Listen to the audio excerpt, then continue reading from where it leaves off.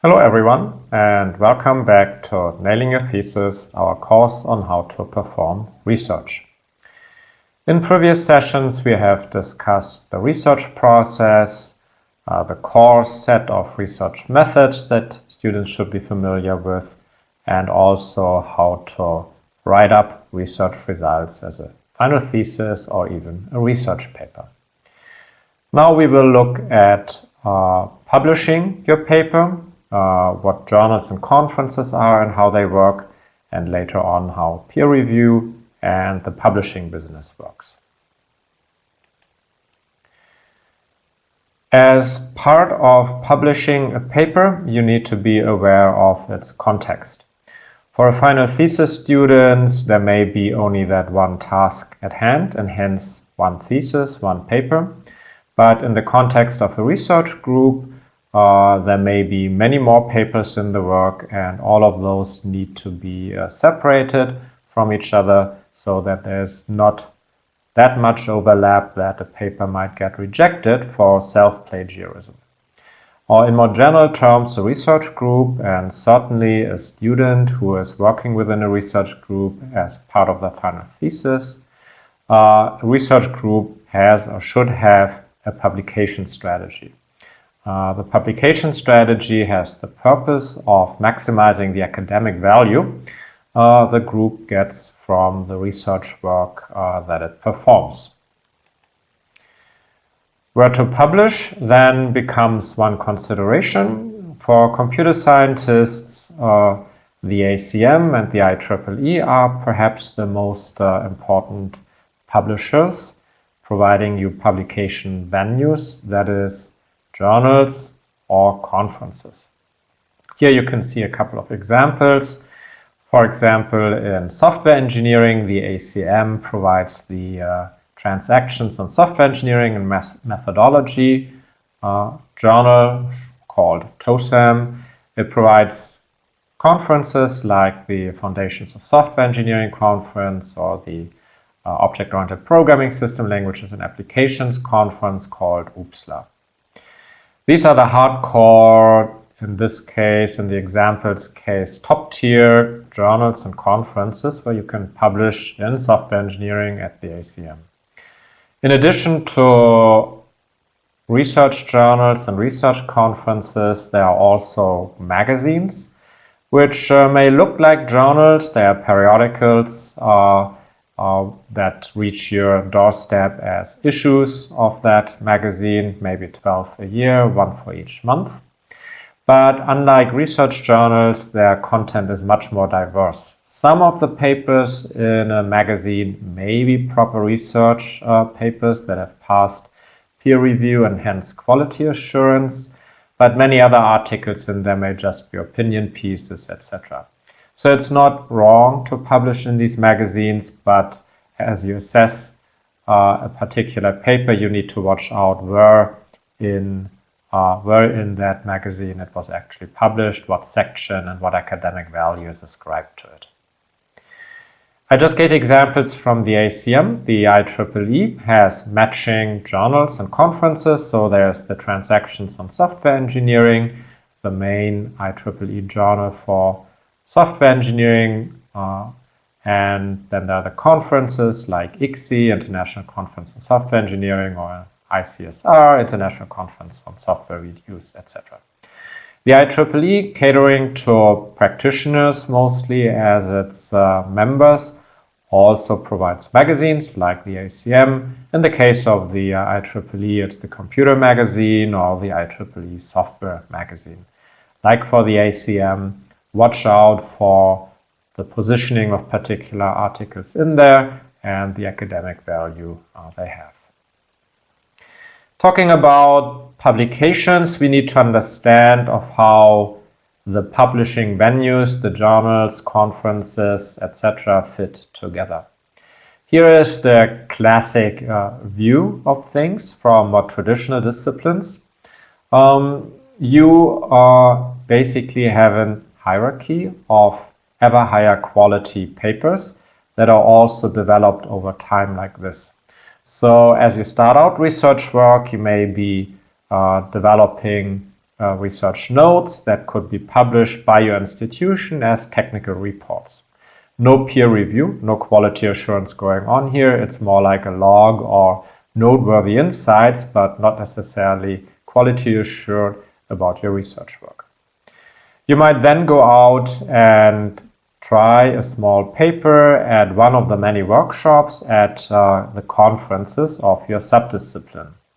And that means engaging with the community, presenting your research work in a very early stage, or some of your research work in an early stage, to the research community. Not much academic value is ascribed to workshop papers. They are more a way of making yourself known, gathering feedback, engaging in the community. Sometimes also to get an idea out, but not really any validation or academic value that is ascribed to it. In the next step, as your research progresses, you may want to publish conference papers as work in progress, but with at least intermediate, if not final results on something. And hence a conference paper is a peer-reviewed, quality-assured publication that academic value is ascribed to. At least that's the case in computer science. There are many disciplines which have basically no or very little value associated with conferences. All the academic value there is with journals. So assuming you've had a couple of journal papers, then you can a couple of conference papers, then you might move on to publish a journal article which is of even higher quality, has higher relevance, higher rigor, or broader scope, etc., that summarizes your work in such a way that this becomes the one paper you want everyone to cite that has your name on it. Now this hierarchy, this is how it works in information systems mostly. And there's actually reuse, not too much, but some reuse from aggregating the research results from workshops to conferences to journals, but always also new material to avoid self-plagiarism. In computer science, it's not quite like that. Many professors will insist that conferences are equally valid final steps for your research paper, and some even claim that conferences are more valuable than journals. We'll leave it to these respective subdisciplines to sort this out. The classic notion is that journals are more valuable than conferences, than workshops and technical reports. So here is, going back to our examples, how you could set up a publication strategy, sorting out different research aspects into different papers, with first the open source sustainability example. Our original question was, is open source a sustainable phenomenon? The way we approached it in the early examples was somewhat simplistic. We took the data on active participation and active projects, extrapolated the development of that, modeled it, and if it was only raw empirical data without an analytically closed model or even any causal relationship shown to other variables, then this might be a nice conference paper. That's actually what we did in way back. If you were to do more work, if you were to move on, if you were to take that data, not just plot a curve using raw data, but also would develop an analytically closed model, show which variables influence growth of open source and how it will play out over the future, then you could possibly create a high-quality journal paper from that. That journal paper, most likely, since it provides additional work, will follow on to the conference paper. We never did that because predicting the future is notoriously hard, and so we stuck with the conference paper. Here's the other example, the collaboration using tags and subject lines.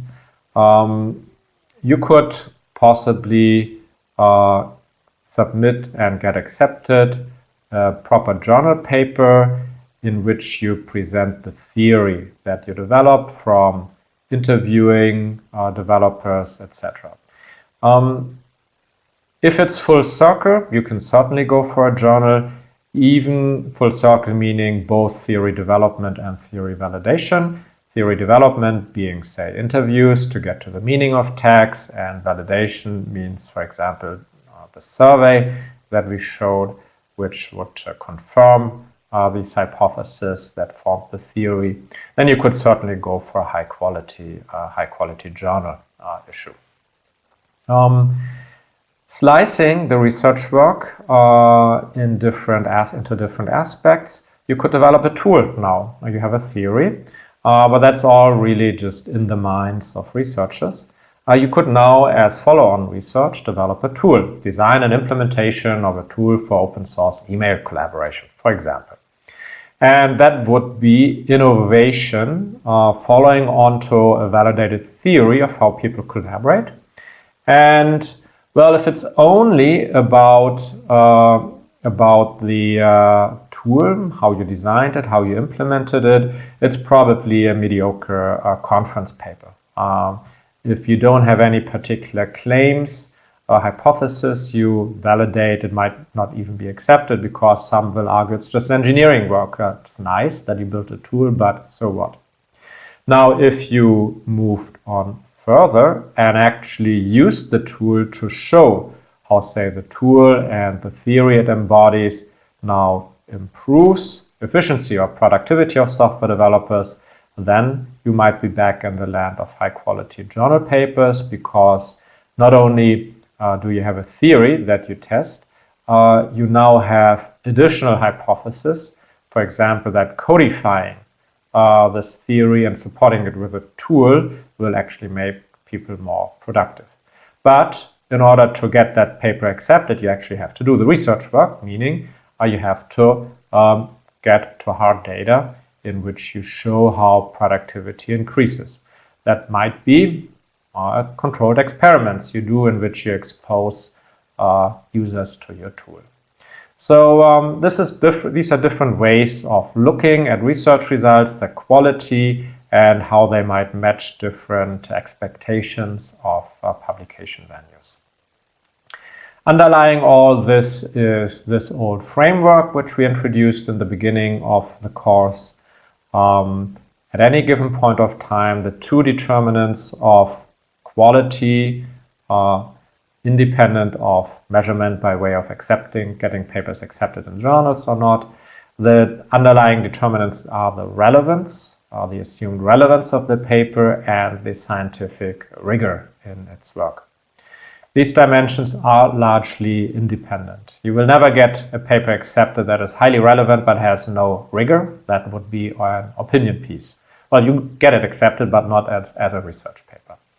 And the contrary, on the exact opposite, you are also highly unlikely to get a paper accepted that's highly rigorous but has no relevance, because why would anyone care? So you need to strike that balance to make it from the no publication dead zone here into the promised land of publication. You need to have sufficient relevance and sufficient rigor, and you can trade off some of that respectively in order to make it to publication. This then is a way of how you look at it. The length of the arrows in the previous figure were basically the effort you have to spend. The effort you have to spend on your research, and that is also basically the risk. How much time do you invest? Maybe even how much financial resources do you invest? And what do you get back in return? This is something to strategically think about. Sometimes you can be lucky. With little effort, you'll get high quality results. But more often, there is a correlation between effort you take and risk you take and the reward you can get. The reward, of course, is the reputation of the publication venue, the journal where you publish. Short term and longer term, the number of citations you'll get from it. So here, somewhat tongue-in-cheek, are two publication strategies. At least the first one is tongue-in-cheek, which is if you are on an academic course and want to get as many papers as possible, you should follow the salami strategy, which means slicing your research work into as thin slices as possible, creating entities of one least publishable unit, LPU. So goes the joke here. Now, of course, your fellow researchers will hate you because you're wasting everyone's time because your papers just barely passed the bar. But from an economics perspective, it is quite smart. My own PhD advisor, and that's also what I tell my own PhD students, in this case, not just master students, is one good paper a year creates name recognition. So plan to have one good paper out a year. And it should follow from your overall research strategy. In the case of a dissertation, I'm digressing a bit now from a master thesis, but which will have multiple possible papers. So you time them, you spread them out as you build incremental data, incremental insight. Here's a cartoon by a fellow scientist, Mikio Brown, about how some research groups, some research go about writing papers, doing the research work. So as you can see here, if you look at the cartoon, it's 1 month till the deadline of an important conference, and one guy gets an idea. We can solve this really hard problem this way. 2 weeks to the deadline after some investigation. Oh no, it could possibly work. 1 week until the deadline. It does work, but hey, we only tried it on a very limited data set. We need more validation. And a few days later, all right, here's some additional data where we can show, where we can validate the method. And then 1 day before the conference, submission deadline. Oh no, it's not even bad, it's as bad, or it's even worse than existing algorithms, etc. So what's the story here? Opportunism, no planning, just jumping in. I have an idea, I respond to deadlines. This is all wrong. Your papers should follow from your publication strategy, and you should get them out, ideally when the time is right for them. Saying that, the reality in many research groups is that people frantically work towards deadlines because they need these deadlines to get work done. That is more of a psychological issue with people, a very real one, but more of a psychological issue. I don't quite like it, but it's the reality of many research groups, which has led to, sadly, this flood of mediocre papers that just barely made the bar of the respective conferences. Anyway, this is then what you might get. You don't want that. Or, well, you are not really helping the world by getting out a mass number of publications of questionable or minimum value that was necessary to pass the peer review bar of some journal or conference.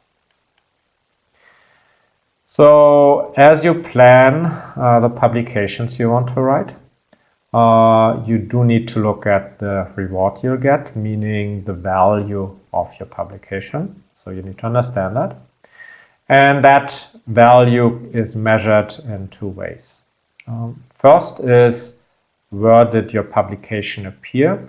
The reputation of the publication venue as either high quality or low quality, difficult to get a paper published in, or easy to get a paper published in, and anything in between. That reputation of the publication venue spills over onto your paper. So people will look at where was this published, then they have an idea of the quality assurance of that outlet, and they will associate that quality with your paper, even without having read your paper. That's the short-term perspective. If it's just a fresh paper. Now, longer term, the reputation of the outlet is overshadowed by the number of citations. That's the real measure of impact, high quality citations. What do people think of your paper? Do they think it's noteworthy? Do they cite it? And that is ultimately the key assessment, the critical assessment of a research paper. No citation means no impact, no relevance. Large number of citation means high impact, high relevance. How do you measure these different things? The metrics for the journal reputation are basically calculated backwards from the actual citations papers from that journal get. So the impact factor, the so-called impact factor as the measure of a reputation or quality of a journal, or just the impact factor, is the average number of citations per paper over the prior 2 years. So a simple average.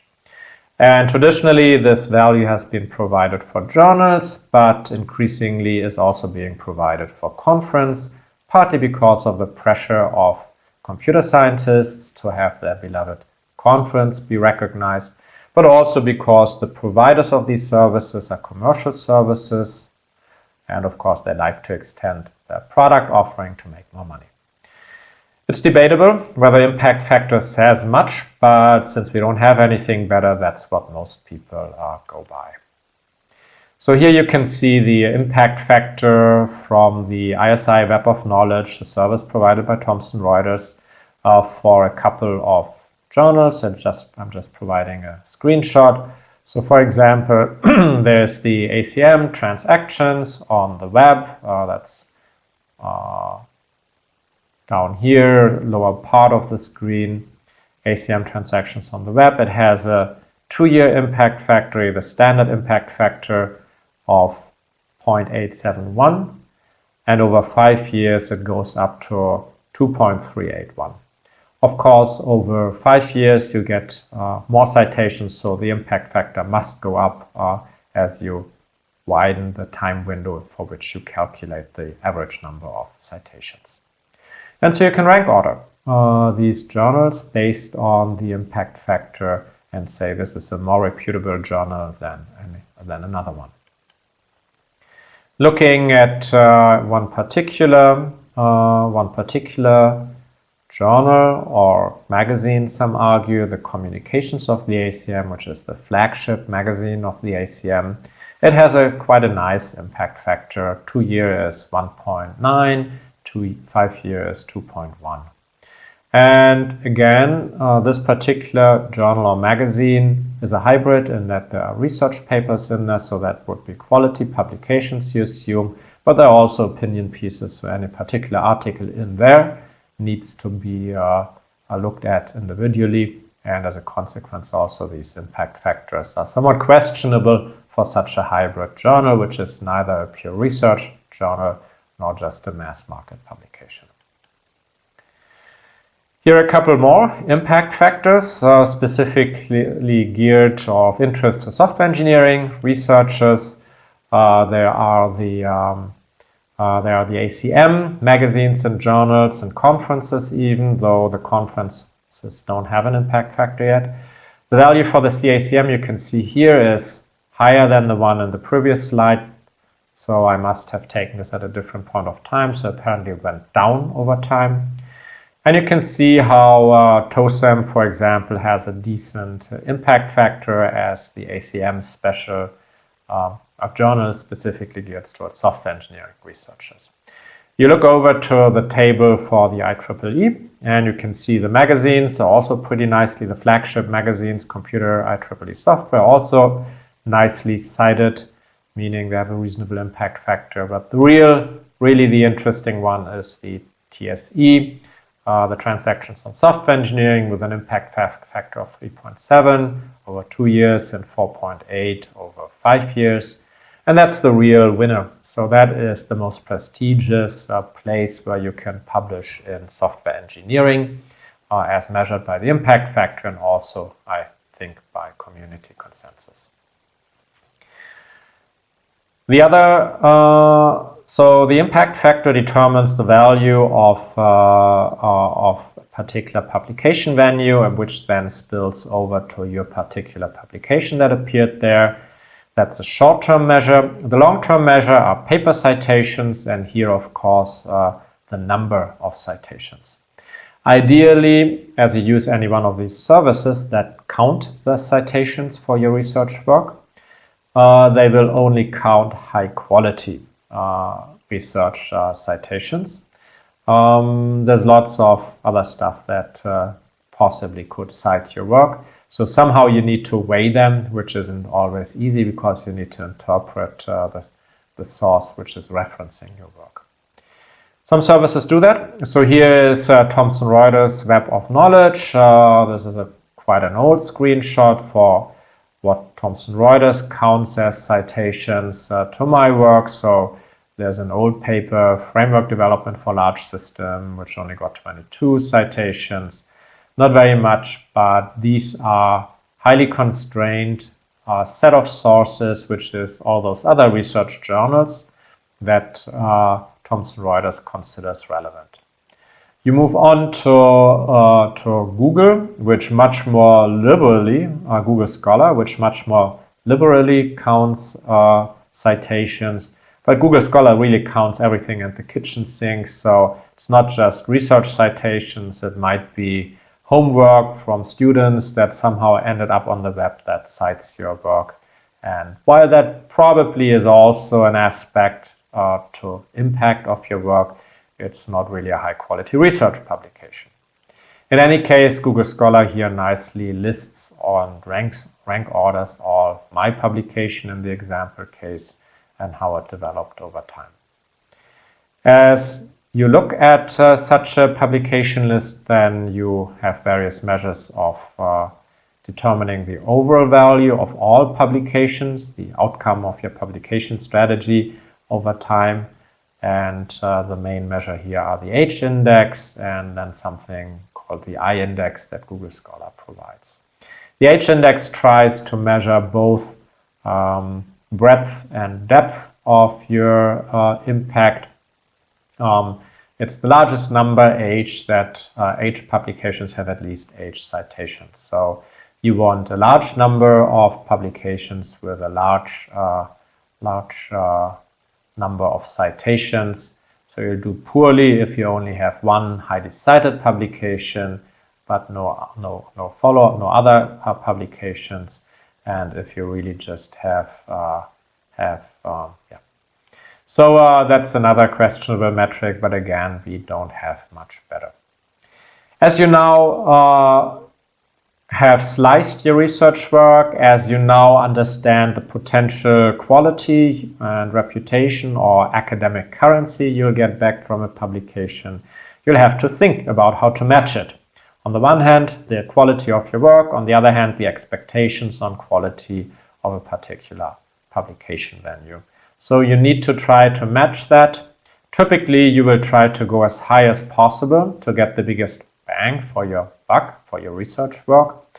Sometimes there are special issues of journals which will open up a particularly good chance for your research work because the editors of that journal will accept only submissions on that particular niche topic that constitutes the special issue, and that might improve your chances of getting into a high quality journal. Otherwise, you can use the general rolling submission deadline. We'll talk about in the next slide deck. Your paper might get rejected. That's the reality of day-to-day life in science. If so, it doesn't mean that everything's lost. In fact, good peer review is set up to rather reject a good paper than to accept a bad one, because you don't want shoddy research work to get published. So your paper might actually be good. You'll learn about this from the reviews. And if you conclude from the reviews it's not a lost cause, you can adjust the paper and submit it to another venue. So then we talked about publication strategy as a way of looking at the overall value to extract from your research work, how you look at different publication venues to determine where your work could possibly be published. For that, you need to understand the research value and the research paper's value to get as good a match as possible so that you can just make it into that high quality publication I hope you will always be targeting. Thank you very much, and I will continue in the next slide deck in a moment.